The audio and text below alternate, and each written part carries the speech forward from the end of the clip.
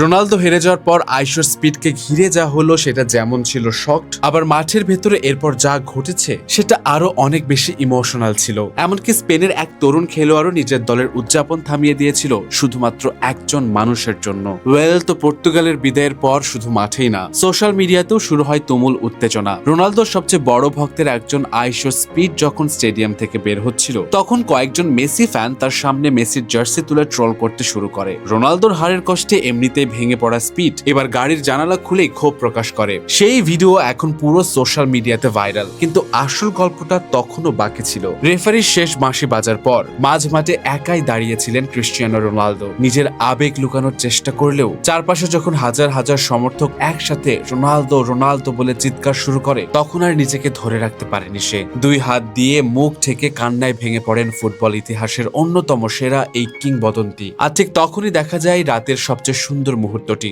স্পেনের 18 বছর বয়সী তারকা লামিন ইয়ামাল নিজের দলের উদযাপন ছেড়ে সোজা হেঁটে যান রোনালদোর কাছে। কাঁধে হাত রেখে তাকে জড়িয়ে ধরেন। এক প্রজন্মের কিংবদন্তিকে আরেক নতুন প্রজন্মের তারকার এই সম্মান ফুটবল ভক্তদের মন ছুঁয়ে গেছে। তবে ম্যাচ শেষে অবসরের প্রশ্ন উঠতেই রোনালদো পরিষ্কার জানিয়ে দেন, আবেগের বশে সে কোনো সিদ্ধান্ত নেবে না, সবকিছু শান্ত মাথায় ভেবেই নিজের ভবিষ্যৎ নিয়ে সিদ্ধান্ত নেবেন। হয়তো পর্তুগাল হেরেছে, কিন্তু এই একটা রাত আবারও মনে করিয়ে দিল ক্রিস্টিয়ানো রোনালদো শুধু একটা ফুটবলার নয়, কোটি মানুষের আবেগের একটা নাম।